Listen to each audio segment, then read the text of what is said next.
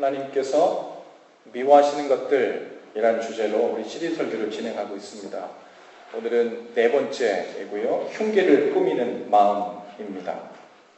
옆에 사람을 좀 보시겠어요? 흉계를 꾸미는 마음이 있을 만한 표정인지 인상인지. 네. 흉계를 꾸미는 마음. 이 마음은, 그리고 이 주제는 어쩌면 우리하고 더더욱 거리가 없는 것처럼 들리는 이야기입니다. 오늘 개역성경에서는 이 흉계를 꾸미는 마음을 악한 계교를 꾀하는 마음이다, 이렇게 얘기했어요. 그리고 그 안에는 계교라는 말이 들어가 있는데요. 이 계교라는 말의 사전적 의미를 보니까 여러모로 빈틈없이 생각해낸 꾀, 이런 뜻이랍니다. 그런데 그것이 선한 일을 위하여 낸 꾀가 아니라 악한 목적을 위해서 빈틈없이 생각해낸 꾀, 그게 계교입니다. 다른 말로 흉계이죠, 흉계. 성경에서 이 흉계를 꾸민 일들이 아주 많이 나오는데요. 구약 성경에도 아주 많고 신약 성경에도 많은데, 우리가 잘 아는 대표적인 예를 들자면 요한복음 11장에 대제사장과 바리새인들이 모의해서 이제 함께 예수님을 어떻게 하면 죽일까를 모의하기 시작한 때가 바로 요한복음 11장에 나오고 있어요. 그들은 예수님을 죽이기 위해서 악한 계획을 빈틈없이 꾸미기 시작했습니다. 예수님이 신성모독죄를 지었다고, 그리고 거룩한 성전을 모독하는 발언을 했다고 증언하고, 또 모세율법을 모독하는 말을 가르쳤다고, 그러면서 다녔다고 증언하는 사람들을, 그 거짓 증인들을 섭외했죠. 그 당시의 율법으로는 누군가가 죄 있다고 고발을 하려면 같은 죄목으로 2사람 이상의 증인이 있어야 됐어요. 그러면 이제 고발죄가 성립이 됩니다. 그래서 이 대제사장과 바리새인들은 의도적으로 예수님을 고발할 죄목을 만들어 놓고, 내가 그 얘기를 들었다, 나도 그 얘기 들었어 라고 말할 사람 2사람 이상을 증인으로 만들었다고 성경에 기록되어 있어요. 그리고 만약 그 일로 십자가형이 내려지지 않을 경우에는 예수님이라는 사람이 스스로 왕이라고 했다면서 로마 황제를 위협하는 정치범이라고 고발하자고까지 또 입도 맞추었죠. 그리고 무리를 선동해서 십자가에 못 박으라고 외치게 할 선동자들도 그 무리 중 구석구석에 넣어놓았을 것입니다. 그들은 예수님에게 십자가형이 그래도 내려지지 않으면 마지막 정치적으로 아주 골치 아픈 폭동이 곧 일어날 기세와 분위기를 형성하자는 그런 아주 빈틈없는 계획도 세웠던 것 같습니다. 그들은 예수님을 죽이기 위해 정말 빈틈없는 악한 계교, 흉계를 꾸몄죠. 그들이 이를 계획하면서 얼마나 똑똑했는지, 얼마나 지혜로운지 몰라요. 마귀는 이를 통해서 예수님을 죽이려고 모의했고, 그 흉계를 꾸며서 결국 예수님을 십자가에서 죽게 했죠. 그리고 잠시 축배의 잔을 마셨을 것입니다. 그런데 마귀는 어리석게도 하나님이 누구신지를 망각했던 것 같아요. 하나님이 어떤 분이신지, 하나님이 하나님이시라는 걸 잘 몰랐던 것 같습니다. 그 모든 마귀의 흉계가 난무하는 중에도 하나님은 그분의 뜻을 이루시는 전능하신 분이셨습니다. 할렐루야. 예수님을 십자가에서 죽게 한 일로 마귀는 순간 아주 기분이 좋았을 것입니다. 이겼다고 생각했을 거예요. 성경에 예수님께서 한 비유를 들어 말씀하신 것처럼 종들을 계속 보내니까, 야, 저 종들을 잡아 죽이자. 그리고서는 우리가 못 들은 척 하자. 그랬는데 맨 마지막에 내 아들을 내 아들의 말을 듣겠지 하고 보냈는데, 저 아들을 잡아 죽이면 이 땅이 우리의 것이 될 거야 라고 얘기했던 것처럼 마귀가 마치 그 모양이었던 것 같아요. 예수님을, 하나님의 아들을 죽이면 이 모든 것이, 이 세상의 전권이 실제로 자기의 것이 된다고 생각했던 것 같습니다. 그래서 십자가에서 예수님이 죽으시자 마귀는 승승장구하면서 이제 내 때가 되었구나, 이제 드디어 내가 승리했구나, 이런 생각을 했던 것 같습니다. 그런데 정반대였죠. 실은 그 일로 인해서 도리어 마귀는 완전히 처절하게, 철저하게 무너지는 순간이었습니다. 죄와 죽음이라는 마귀의 주 공격 무기가 십자가에서 완전히 정복되었고 쓸모없게 되었죠. 그리고 그 마귀를 무력화시킨 증거로 죄와 죽음을 이기시고 예수님께서 다시 부활하셨습니다. 할렐루야. 우리는 바로 그 능력의 복음을 믿고 죄와 사망의 권세에서 벗어나 믿음으로 의롭게 되었습니다. 이것이 주님께서 하신 일이고, 그리고 그것을 믿는 일, 그리고 의롭게 된 일, 여러분, 이것이 복음입니다. 마귀의 흉계가 여기서 끝난 줄 알았어요. 그리고 마귀는 이제 더 이상 졌으니까 할 일이 없을 줄 알았는지도 모르겠습니다. 그런데 이 복음이 전파된 후에도, 그리고 많은 사람들이 이 복음을 믿고 믿음으로 의롭게 된 후에도 마귀의 전략, 그 빈틈없는 개교는 멈추지 않고 지속되고 있습니다. 바로 그 흉계예요. 무엇이냐면 이제 마귀는 온갖 거짓말을 통해 예수님이 십자가에서 베푸신 믿음으로 의롭게 되는 그 은혜가 은혜 되지 못하도록 만드는 거예요. 주님께서 하신 일을 막을 수는 없어요. 주님께서 이미 해가신 일을 뒤집을 수는 없습니다. 그렇다면 믿는 사람들 쪽에서 그들을 회유하고 그들에게 거짓말을 해서 그들로 하여금 예수 그리스도의 그 믿음으로 얻는 의로움, 십자가에서 얻는 그 의로움이 실제로 적용되지 못하도록 반쪽만 믿게 하는 거죠. 실제로는 그 은혜가 은혜 되지 못하는 율법으로 돌리는 일들을 마귀가 계속 하고 있는 거죠. 그것을 위해서 아주 빈틈없이 계획을 짜고 사람들을 속이고 회유하는 일을 지금 이 순간에도 계속하고 있습니다. 여러분, 지난 수요일 제자훈련 시간에 교회에 관한 주제를 다루고 있었는데 한 형제님이 이런 질문을 했어요. 기독교 안에 많은 교단과 교파가 있는 것으로 아는데요, 이단을 구분하는 기준은 무엇입니까? 이렇게 질문을 하시더라고요. 아마 이 이단에 관한 것은 아주 말도 많습니다. 기준들도 아주 많아요. 그래서 어떤 사람들은 그냥 코에 붙이면 코걸이, 귀에 걸면 귀걸이, 이런 이야기들도 하고요. 근데 분명한 아주 위험한 이단들이 있죠. 근데 그 많은 기준들이 있지만 그 중에 한 가지 중요한 기준을 들자면 예수님이 십자가에서 행하신 일이 모든 믿는 자들에게 주시는 충분한, 완전한 구원의 조건이 된다는 것을 부인하는, 그것을 가르치는 사람들입니다. 말하자면 예수님이 십자가에서 우리에게 대단한 일을 행하셔서 구원의 길을 여시긴 했지만 그것으로 100% 완벽하진 않고 그 밖에도 구원과 의로움을 위한 다른 조건이 조금은 더 필요하다는 이야기입니다.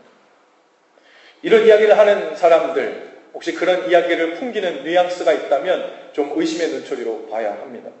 어떤 사람들은 예수님이 십자가에서 행하신 일을 믿는 일이 중요하긴 하지만 그 밖에도 옛적부터 지켜오던, 즉 구약성경 그 두꺼운 성경에서 계속해서 이야기하고 있는 안식일과 절기들을 지키는 일이 바로 여러 구원의 조건들 중 하나라고 첨부합니다.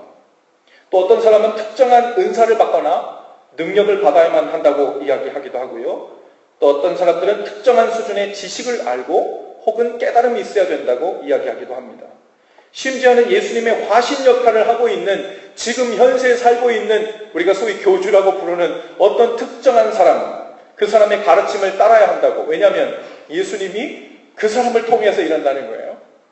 그래서 십자가에서 이미 행하신 그 완전한 구원의 조건이 100%다 끝난 것이 아니라 그 외에 추가로 첨가해야 될 약간의 것이 남아있다고 이야기하는 것, 그것은 아주 중요한 이단 구별의 방법입니다.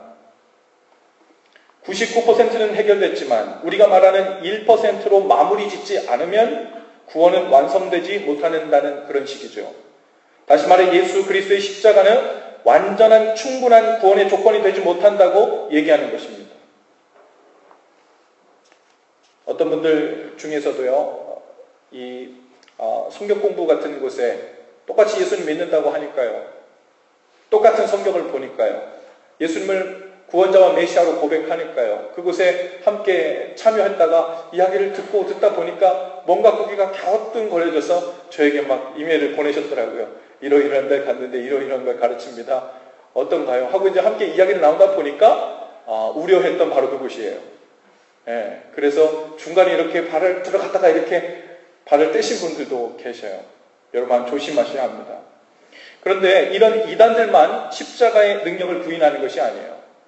이런 이단들만 주님께서 행하신 은혜가 은혜되지 못하도록 방해하는 것이 아닙니다.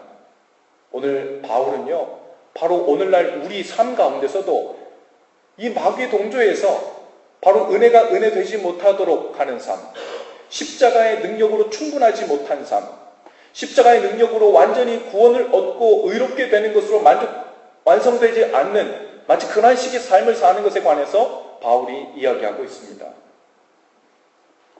성령을 통해 봉사하지 않고 자신의 의로움을 확인받거나 드러내기 위해 봉사하는 것 잘못이라고 이야기해요.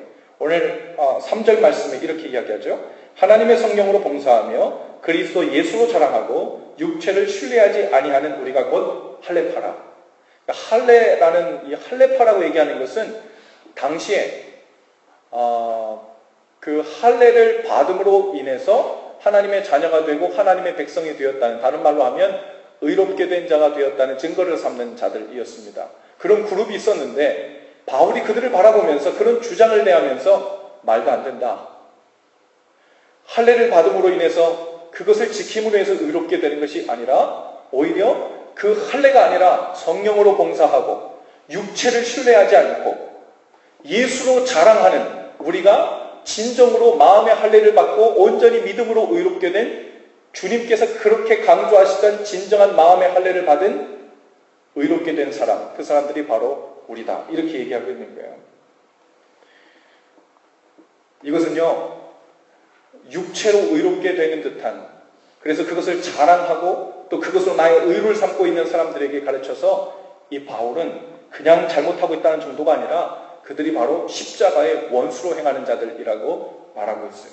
오늘 읽지는 않았지만 빌립보서 3장 18절 19절에 보면 이렇게 바울이 계속 이야기합니다. 내가 여러 번 너희에게 말하였거니와 이제도 눈물을 흘리며 말하노니 여러 사람들이 그리스도의 십자가의 원수로 행하느니라. 그들의 마침은 멸망이요 그들의 신은 배요 그 영광은 그들의 부끄러움에 있고 땅의 일을 생각하는 자라. 지금 십자가의 원수로 행하는 자들이라고 하는 사람들은요, 지금 기독교를 박해하고 예수 따르는 것을 방해하는 사람들 이야기하는 게 아니에요.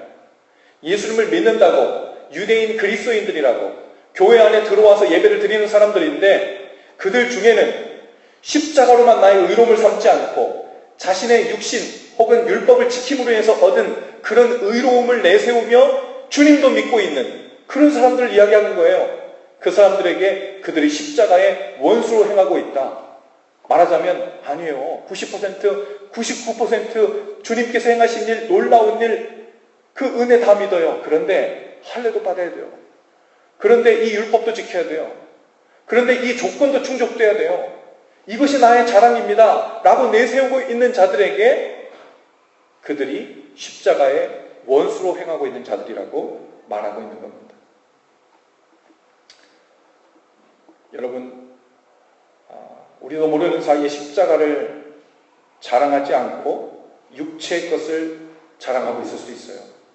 교회를 오래 다녔다는 것, 성경을 많이 읽고 남들보다 깊은 것을 깨달았다는 것, 다른 사람들보다 더 신령하고 많은 은사를 받았다는 것, 착하게 살았더니, 그리고 주님 기뻐하실 만한 일들을 많이 했더니 많은 인복과 지복을 나에게 허락하셨다는 것, 모두 평범한 것처럼 보이지만 어떻게 보면 신앙생활에서 얻을 수 있는 아주 지극히 자연스러운 것들처럼 보이지만 실은 우리가 이러한 것들을 자랑하면서 십자가의 원수로 행하고 있다고 오늘 이야기하고 있는 겁니다.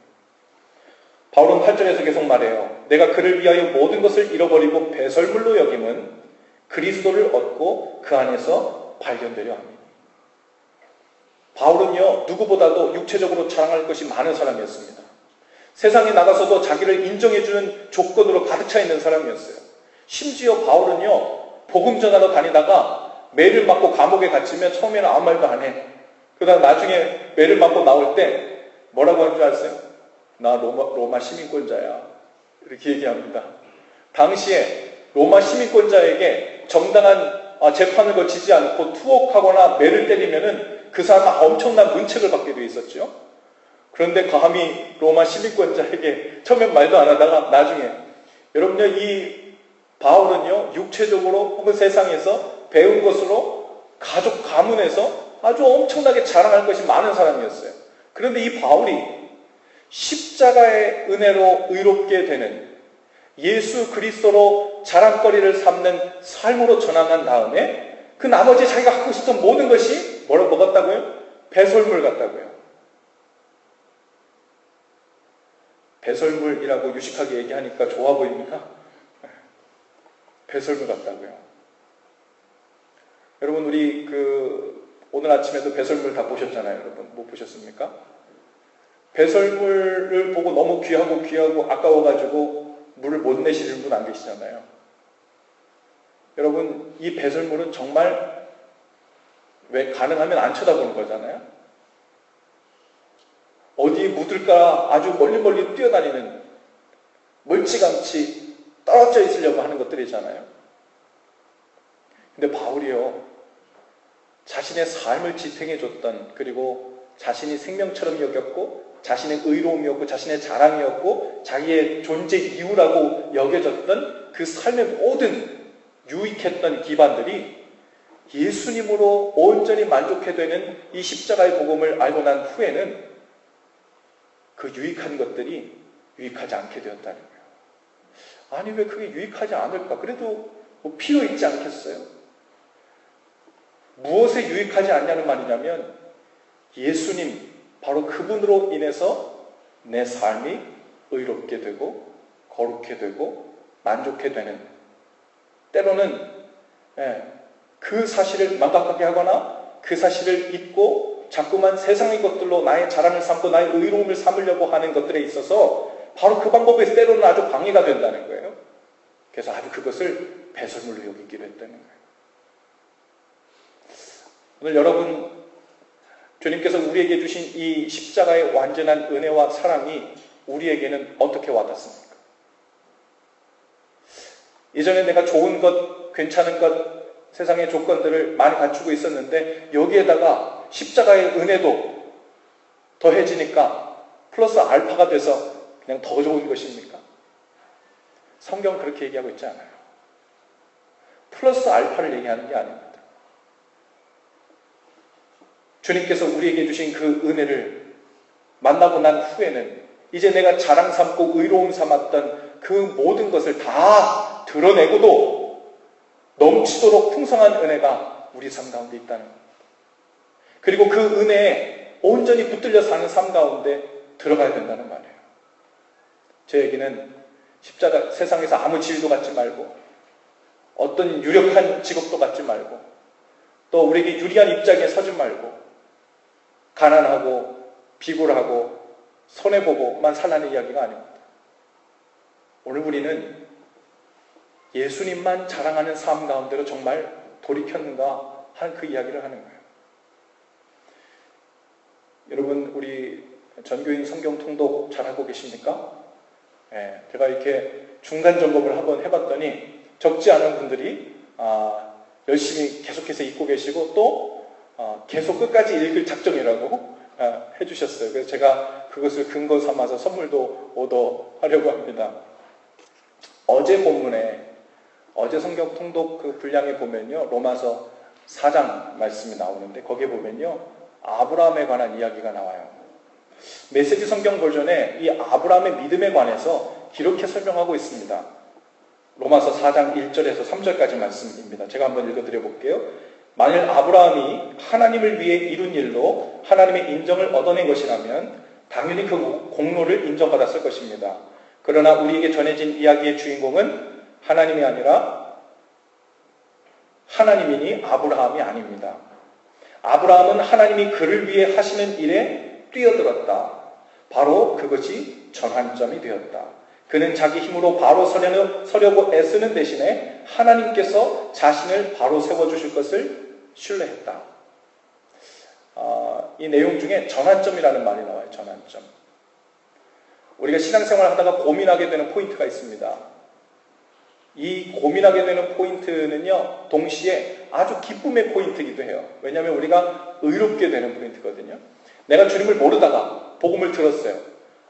내가 아직 죄는 있지만 믿음으로 의롭게 되는구나 하고 나서 어느 찰나에 내가 예수님을 영접하고 죄사함을 받고 하나님의 자녀가 돼서 믿음으로 의롭게 되는 포인트예요.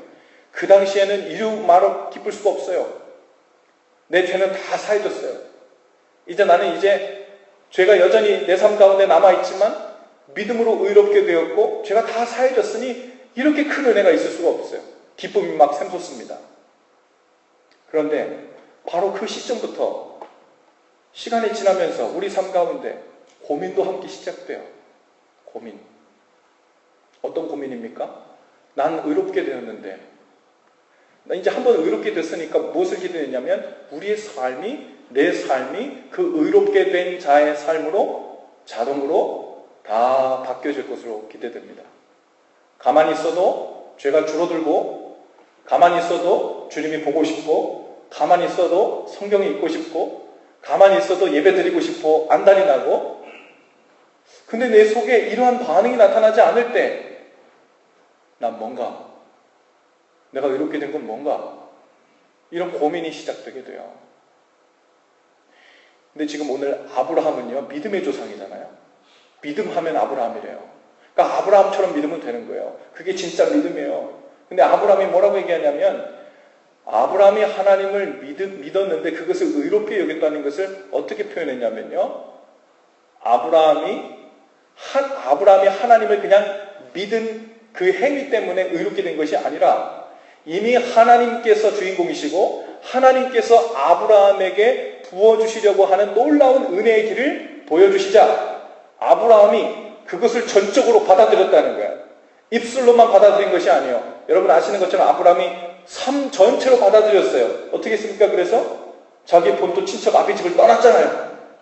그 다음부터는 정말 하나님만 바라보고 나갔잖아요. 그동안 나에게 많은 복과 재산들을 주셨지만 하나님도 나에게 선물로 주시니 플러스 알파네오가 아니라 이제 하나님만 바라보고 살기로 결단한 거예요. 모든 것을 다 버리라 하면 버린 거지. 우리가 버리기가 하지 않았는데 다 버릴 필요는 없어요. 하지만 중요한 것은 아브라함이 하나님을 전적으로 받아들여서 따르기로 한 삶을 출발했다는 거예요. 출발했다는 것은 그 당시 그 포인트, 거기서 의롭게 되었다는 것으로 모든 것이 다 해결됐다는 말이 아닙니다. 거기서부터 출발해서 하나님만 자랑 삼고 그분의 말씀을 붙잡고 사는 삶이 연결되어서 그 journey가 시작되었다는 말입니다. 어쩌면 많은 그리스도인들이 고민하는 시점이 거기에 있는 것 같습니다. 내가 의롭게 되었어요. 의롭게 됐는데 너무 좋아. 너무 좋아서 그냥 거기에 돗자리 펴고 피크닉 왔어요. 기쁘고 즐거워. 내일도 피크닉 오듯이 예배하고 내일 다음도 피크닉 오듯이 예배해. 마음에 기쁜 마음이 있으면 피크닉 오듯이 예배하고 그렇지 않으면 이상하네. 왜 그래요? 제게 구원의 기쁨을 회복시키소서 그 얘기만 계속하고 있어요. 아니에요. 구원의 기쁨도 주님께서 회복시켜 주셔야 하지만 우리는 의롭게 된 그 포인트, 그 전환점으로부터 시작해서 이제 구체적으로 십자가에서 우리를 살리신 그 놀라운 은혜가 은혜되는, 그 은혜로만 은혜되는 삶을 구체적으로 살아가는 겁니다. 그 삶이 우리의 삶을 진짜 되게 만드는 거예요. 그 삶은요, 핑크빛 삶만은 아니에요. 고민도 되고요, 괴롭기도 하고요, 죄와도 싸워야 되고요, 게으름과도 싸워야 되고요, 절제하지 못하는 마음과도 싸워야 되고요. 우리 가운데 악한 정욕이 솟아오를 때마다 성령의 욕구와 함께 계속해서 싸워야 되는 일입니다. 그런데 주님께서 우리에게 분명히 약속해 주신 것은 그 전환점으로 내 삶으로 온전히 주님께서 나를 위해 예배해 두신 삶을 받아들이고 출발하면 주님께서 그 길에 동행하신다는 거예요. 그리고 힘을 주신다는 겁니다. 우리 금요일날 말씀 전할 때 이런 말씀 드렸어요. 너희가 주님을 찾고 구하고 문을 두드리면 찾게 되고 얻게 되고 문이 열릴 거라는 거예요. 여러분 이 말씀 믿습니까? 여러분 두드려 보셨죠?